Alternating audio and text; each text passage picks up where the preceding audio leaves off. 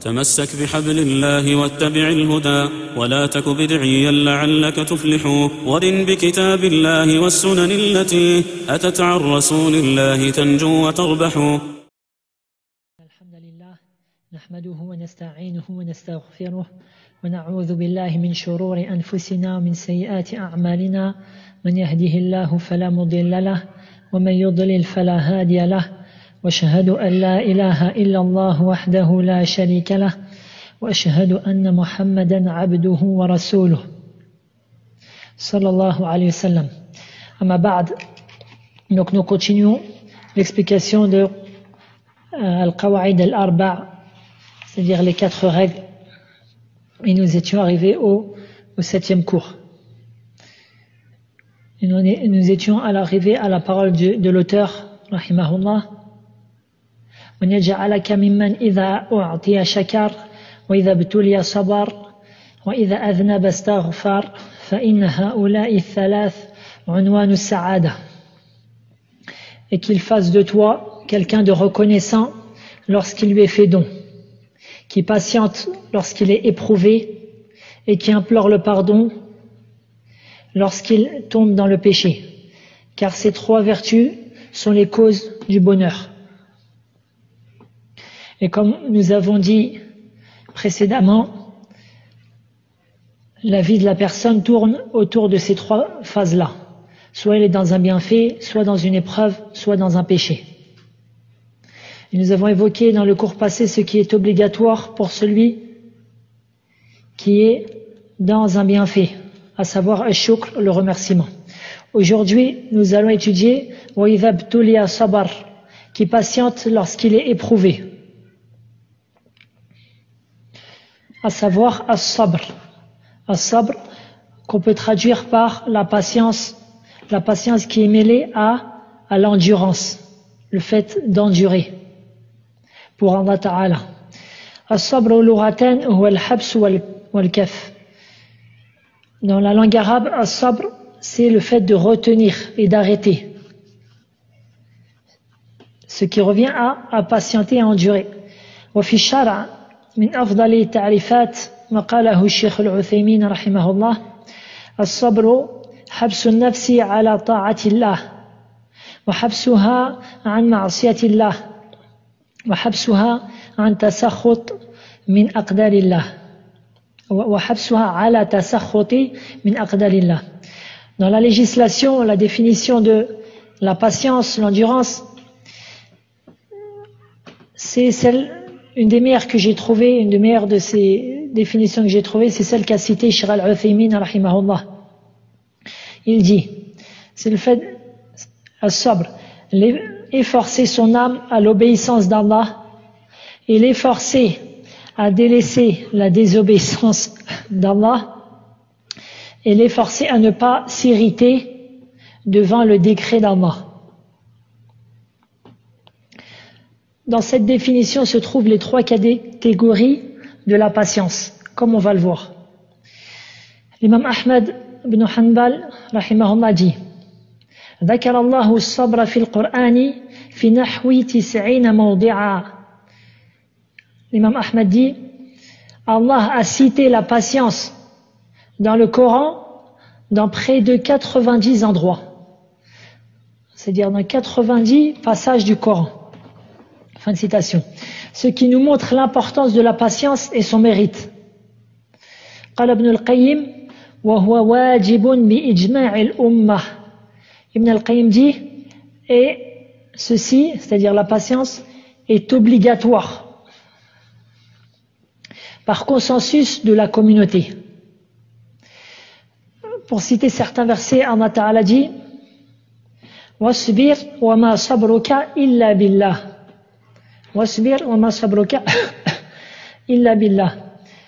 Dans le verset, dans Surat An-Nahl, le verset, les abeilles, le verset 127.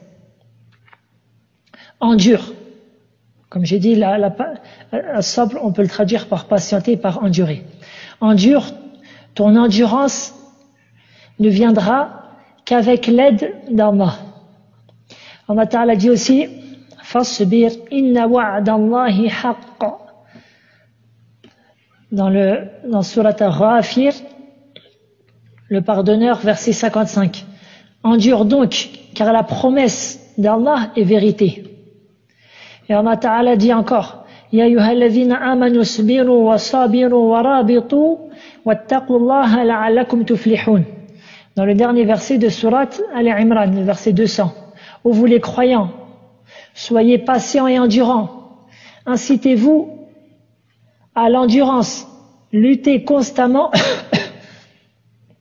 et craignez Allah afin que vous réussissiez. Et Allah Ta'ala a promis son amour pour les endurants et les patients. قال الله تعالى والله يحب الصابرين. Allah Ta'ala dit dans la même sourate Ali Imran, le verset 146, et Allah aime les endurants, les patients. De plus, il leur a promis une récompense sans compter. Allah Ta'ala dit إنما يوفى الصابرون أجرهم بغير حساب. Dans Surat Zumar, les groupes, verset 10. Et les endurants auront leur pleine récompense sans compter. Une récompense sans compter. Ainsi, nous devons de savoir en détail ce qu'est as-sabr, la patience, l'endurance, et de l'appliquer dans notre vie. Donc les savants disent que la patience a 3 catégories. La première, la patience dans l'obéissance d'Allah, c'est-à-dire efforcer son âme à obéir à Allah et à se plier à ses commandements. Bil-Arabia, as-sabru ala ta'atillah. ومن الأدلة قوله تعالى وأطيعوا الله ورسوله ولا تنازعوا فتفشلوا وتذهب ريحكم واصبروا إن الله مع الصابرين. Allah Ta'ala dit dans le sens du verset Surat Al-Anfal, le butin, verset 46, et obéissez à Allah et à son messager et ne vous disputez pas, sinon vous fléchirez et perdrez votre force. Et soyez patients et endurants, car Allah est avec les endurants.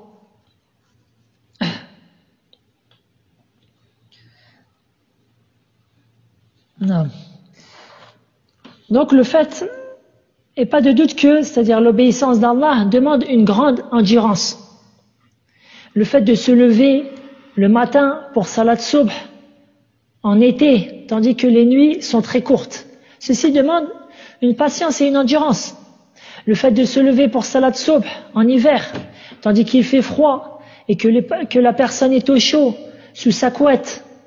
Le fait de faire les ablutions et de se diriger vers la mosquée dans le froid. Ceci demande une patience.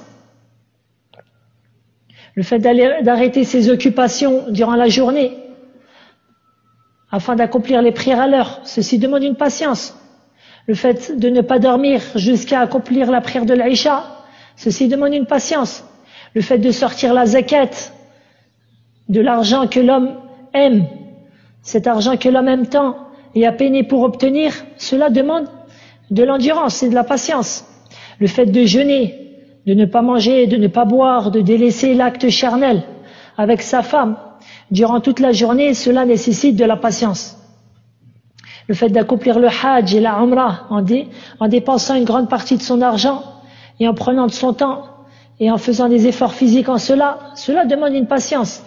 Le fait d'être bon et bienfaisant envers les parents et de leur obéir dans le convenable, ceci demande une grande patience.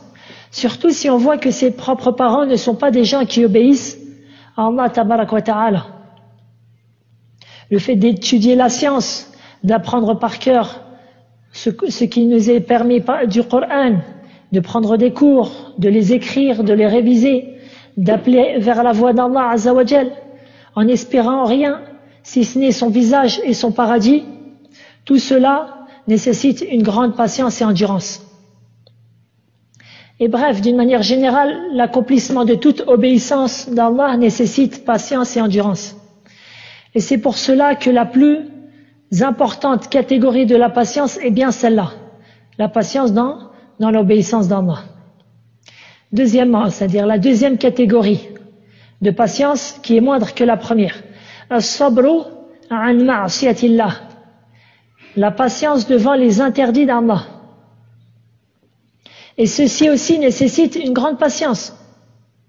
Le fait de patienter devant l'argent illicite qu'on te propose, ou les travaux illicites qui rapportent beaucoup d'argent haram, interdite. Le fait de patienter en délaissant le prêt à usure, al-riba, la tricherie dans la vente et le commerce, le vol. Le fait de patienter devant la turpitude, devant les femmes qui t'appellent vers elles, de patienter à ne pas se rendre dans les lieux de débauche, tels que les discothèques, les bords de mer où se trouvent des gens dénudés et autres.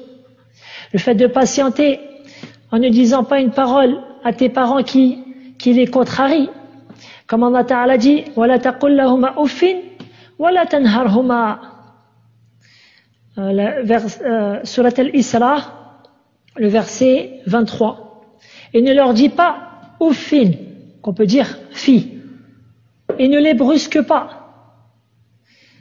Or, uffin, c'est la plus petite parole qu'on peut dire et qui est désagréable. قال الشيخ السعدي رحمه الله وهذا أدنى مراتب الأذى نبه به على ما سواه والمعنى لا تؤذيهما أدنى أذية. Cheikh Saadi dit rahimahullah, et ceci est la plus petite forme de nuisance, le fait de dire ouf. Il en a informé pour indiquer autre qu'elle, c'est-à-dire autre qu'elle qui est plus importante. Et le sens ne les fait subir aucune forme de nuisance. Donc ceci, ça demande une grande patience, surtout lorsqu'on vit dans des pays où les gens ils ont l'habitude de n'avoir aucune estime pour leurs parents, ni dans leur enfance et ni lorsqu'ils grandissent. Leurs parents atteignent un certain âge, ils les envoient en maison d'accueil, maison pour les personnes âgées, et se débarrassent de leurs parents. Cheikh Al-Fawzan, il dit, ceci est la pire forme de désobéissance aux parents, qu'Allah nous en préserve. Bref, tout cela demande une grande patience et endurance. La troisième catégorie de patience, qui est moindre que la première et la deuxième, mais qui est elle aussi obligatoire, à savoir la patience et l'endurance devant les décrets d'Allah, de sorte que la personne ne s'irrite pas et ne se renfrogne pas. Comme Allah Ta'ala dit dans Surat Al-Baqarah, وَلَنَبْلُوَنَّكُمْ بِشَيْءٍ مِنَ الْخَوْفِ وَالْجُوعِ وَنَقْصٍ مِنَ الْأَمْوَالِ وَالْأَنفُسِ وَالثَّمَرَاتِ وَبَشِّرِ الصَّابِرِينَ الَّذِينَ إِذَا أَصَابَتْهُمْ مُصِيبَةٌ قَالُوا إِنَّا لِلَّهِ وَإِنَّا إِلَيْهِ رَاجِعُونَ أُولَئِكَ عَلَيْهِمْ صَلَوَاتٌ مِنْ رَبِّهِمْ وَرَحْمَةٌ وَأُولَئِكَ هُمُ الْمُهْتَدُونَ. Donc Allah Ta'ala dit dans l'essence de ces versets-là, du verset 155 au verset 157. Très certainement, nous vous éprouverons par un peu de peur, de faim et de diminution des biens, des personnes et des fruits. Et fais la bonne annonce aux sabirin, c'est-à-dire aux patients, aux endurants, qui disent, quand un malheur les atteint, certes, nous appartenons à Allah et c'est à lui, ou c'est vers lui que nous retournerons. Ceux-là reçoivent les prières de leur Seigneur, ainsi que la miséricorde. Et ceux-là sont les bien guidés. Salawatun min rabbihim, les prières de leur Seigneur. Salatullahi ala ibadih huwa thana'ullahi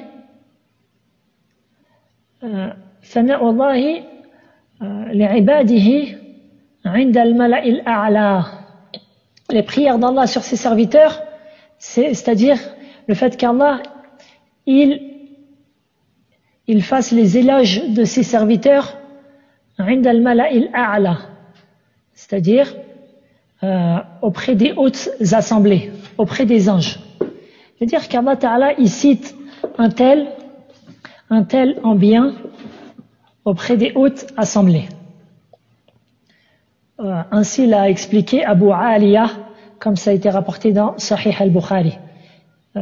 Et j'ai cité le sens de la parole de Abu Aliya, rahimahullah ta'ala. Et c'est le même sens lorsqu'on dit Allahumma salli wa sallim ala nabina Muhammad, as-salat, la prière, c'est de ce sens-là. Donc, on voit que la personne, elle va être éprouvée dans ce bas monde.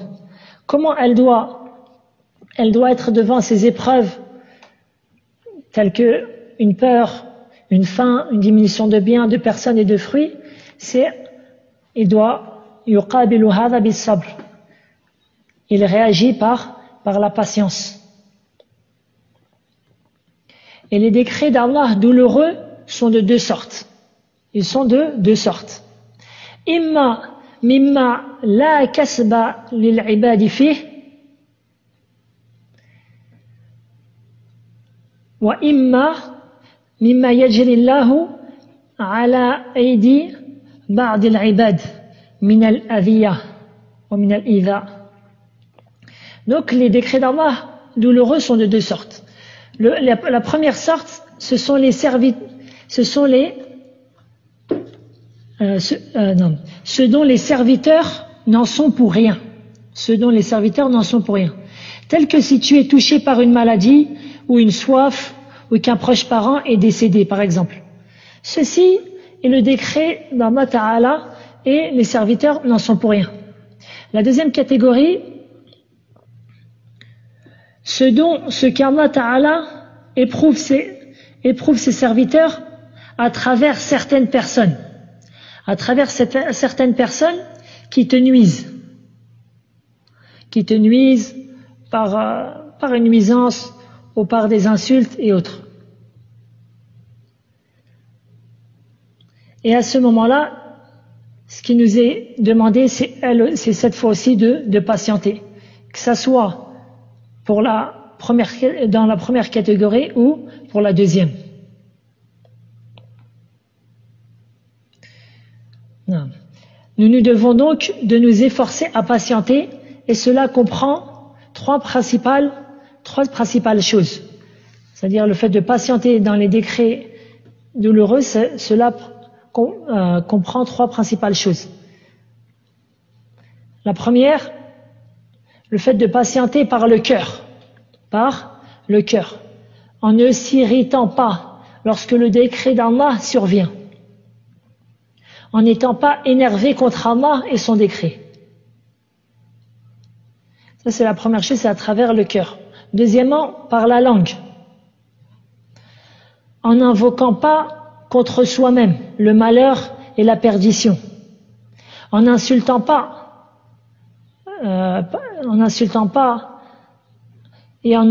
c'est-à-dire comme ceux qui, par exemple, ils insultent l'ange de la mort, qu'Allah nous en préserve, lorsqu'il entend qu'une personne proche de lui est décédée, ou en s'insultant lui-même, ou en insultant le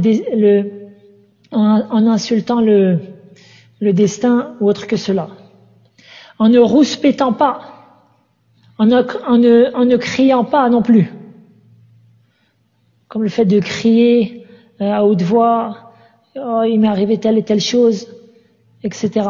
Lorsqu'on nous apprend une chose douloureuse, et ni on fait les lamentations du défunt.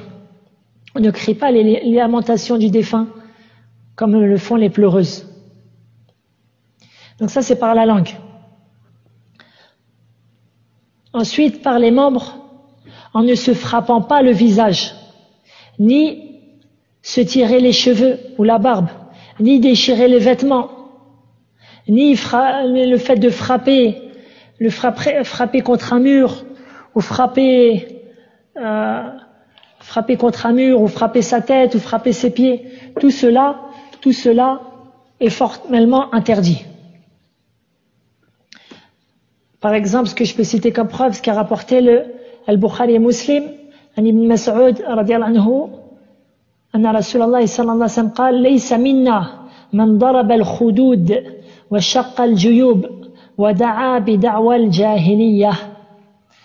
Donc le hadith d'après Ibn Mas'ud, le prophète sallallahu alayhi wa sallam a dit, n'est pas des nôtres celui qui se frappe le visage, déchire ses habits et se lamente comme on le faisait du temps de la jahiliya, de l'ignorance, de le temps pré-islamique. Donc tout ceci est formellement interdit et contredit as-sabr, qui est la patience obligatoire. On doit donc s'en joindre à la patience, surtout lorsqu'on a vécu dans un pays c'est-à-dire dans un pays où il y a beaucoup de râleurs. Les gens ont pris l'habitude de râler sans cesse. Lorsqu'un bien les touche, ils râlent, et lorsqu'un mal les touche, ils râlent aussi. Or, ceci va à l'encontre de la patience. Ou le fait de rouspéter, de cesser de rouspéter, tout cela va en contradiction de la patience. Ce que j'aimerais rajouter aussi, قال الشيخ العثيمين رحمه الله والناس حال المصيبة على مراتب أربع. الشيخ العثيمين dit رحمه الله, et les gens devant les calamités sont sous 4 catégories. C'est-à-dire les gens, ils diffèrent les uns les autres selon les calamités, les malheurs qui les touchent. Donc je vais citer grosso modo, c'est-à-dire je vais citer grosso modo ce qu'a dit le cheikh sans traduire mot par mot. Donc la première catégorie de gens, c'est ceux qui sont dans at-tasarrut, c'est-à-dire ceux qui s'irritent, ils se renfrognent, ils s'énervent du décret d'Allah. Et eux sont pécheurs en cela. La deuxième catégorie de personnes, c'est ceux qui sont dans as-sabr, dans la patience. La patience qui est obligatoire. L'homme voit que ce qui est tombé sur lui provient d'Allah. Et pour lui, c'est quelque chose qui est lourd et qui est détestable. Cependant, il le supporte. Il patiente et endure, car sa foi le préserve de s'irriter. Même si le fait qu'il soit touché ou épargné n'est pas égal pour lui. Ceci n'est pas égal pour lui. Le fait qu'il soit touché ou épargné, ceci n'est pas égal. Mais il patiente et il endure pour Allah. Ceci est obligatoire et il est récompensé. Le serviteur est récompensé pour cela, comme j'ai cité les preuves précédentes. Et j'aime préciser une chose qui est très importante, c'est ce qui a été rapporté par Al-Bukhari et Muslim, la parole du prophète sallallahu alayhi wa sallam. Innama sabru inda sadmatil ula. Certes, la patience se manifeste au premier instant de l'épreuve. Au premier instant de l'épreuve, c'est-à-dire lorsque, dès le début de l'épreuve qui te touche, alors c'est à ce moment-là que tu dois être patient. Par exemple, qu'Allah nous préserve ainsi que vous et ainsi que l'ensemble des croyants et des musulmans, si on t'annonce qu'un tel de ta famille est décédé, à ce moment-là, dès le début, tu dois patienter, c'est-à-dire ne pas dire une parole qui provoque la colère d'Allah, le fait de ne pas se tirer les cheveux, se jeter à terre, se frapper le visage, se déchirer les vêtements et autres. Et le fait de ne pas être en colère contre Allah et contre son décret. Même si la personne, elle trouve que cela est lourd pour lui, mais il patiente. Celui qui est comme cela, alors il a patienté et les récompenses, c'est cela. Et c'est important, ce hadith il est important. Pourquoi? Parce que certaines personnes, c'est-à-dire on lui annonce une mauvaise nouvelle, une calamité, et il se renfrogne, il dit des paroles qui sont graves, des insultes, il se frappe le visage, il tourne autour c'est-à-dire il fait des galipettes sur la terre, par terre et autres. Puis le lendemain ou le surlendemain, il patiente. Il dit maintenant je patiente, c'est vrai, etc. Non, lui il n'est pas du nombre des patients. Pourquoi? Parce que comme dit Cheikh Abdel Mohsen Al-Abbad, dans ce cas, si ce n'aurait été cela, alors au bout d'un moment, c'est clair que la personne elle va arrêter. Une fois que la calamité passe, au bout d'un an, 2 ans, 10 ans, elle va arrêter en général, elle va arrêter de se plaindre. Donc, ce qui est visé, c'est la patience aux premiers instants de l'épreuve. Ça, c'est la deuxième catégorie de personnes. La troisième catégorie de personnes, qui est plus haute que la deuxième, c'est la satisfaction, al-rida, la satisfaction. Et ceci est plus élevé que la simple patience. Car pour lui, il n'y a pas de différence qu'il a été touché ou épargné. C'est-à-dire pour lui, ceci est égal. Car il sait avec certitude que cela est عجبا لأمر المؤمن إن أمره كله له خير وليس ذلك لأحد إلا للمؤمن إن أصابته سراء شكر فكان خيرا له وإن أصابته ضراء صبر فكان خيرا له. Comme a rapporté l'imam Muslim d'après Abi Yahya Suhail ibn Sinan radiyallahu anhu. Donc le prophète sallallahu alayhi wa sallam dit l'ordre du croyant est étonnant. Tout ce qui lui touche est un bien pour lui. Et cela n'est réservé qu'aux croyants. En effet, lorsqu'un bien le touche, il remercie Allah. Et ceci est un bien pour lui. Yashkur, comme on a parlé dans le dernier cours. Et lorsqu'un malheur le touche, il est patient et cela est aussi un bien pour lui.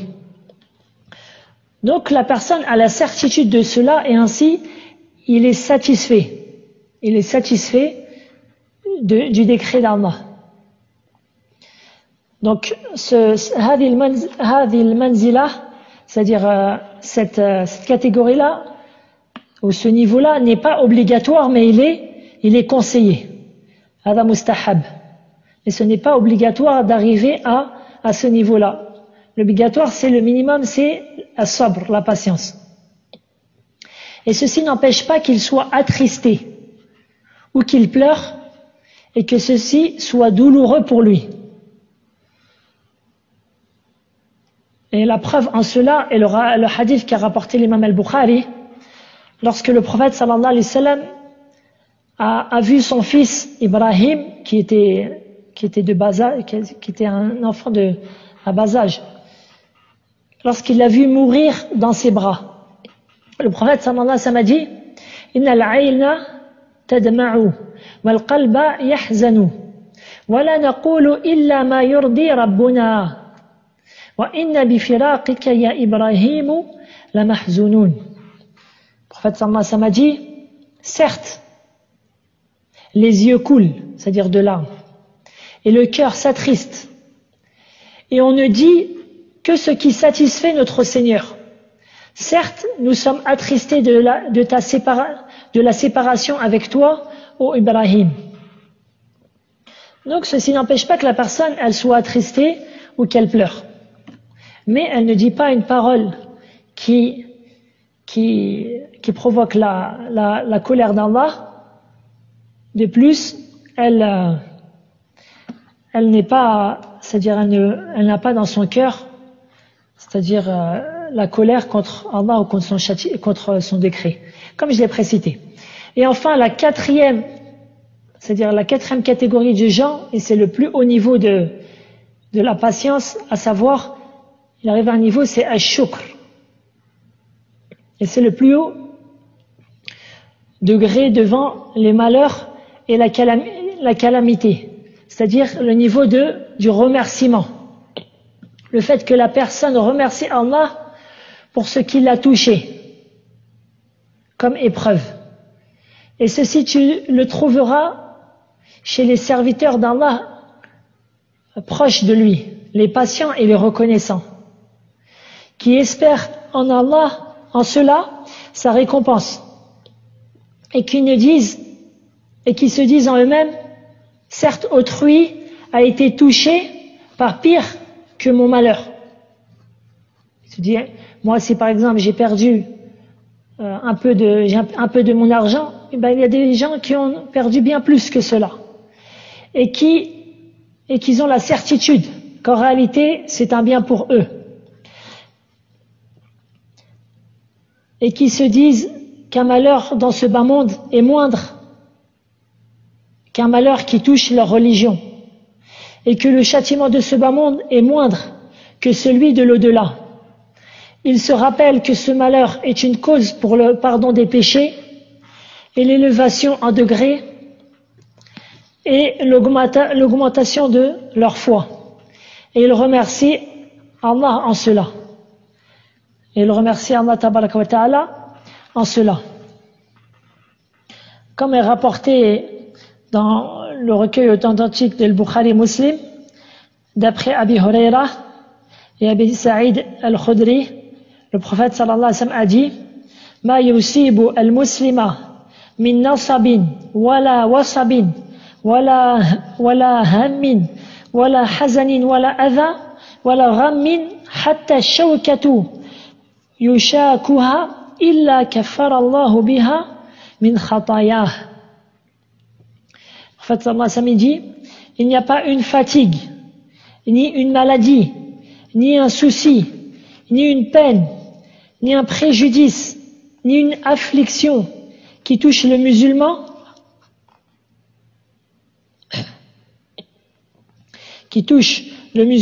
jusqu'à l'épine qui le blesse, sans qu'Allah lui efface par cela une partie de ses péchés. Et ainsi l'homme, le musulman, il remercie Allah pour cela. Et ce niveau-là aussi est conseillé, mais n'est pas obligatoire. Donc, je me limiterai en cela pour ce cours. Bi'idhnillah. نسأل الله تبارك وتعالى بأسمائه الحسنى وصفاته العلى أن يجعلنا من عباده الشاكرين الصابرين المحتسبين، وأن يجعلنا من عباده المخلصين، وأن يجعلنا من أهل السنة والجماعة، ولا يجعلنا من أهل البدعة والفرقة. وصلى الله وسلم على نبينا محمد وعلى آله وصحبه أجمعين. سبحانك اللهم بحمدك أشهد أن لا إله إلا أنت أستغفرك وأتوب إليك.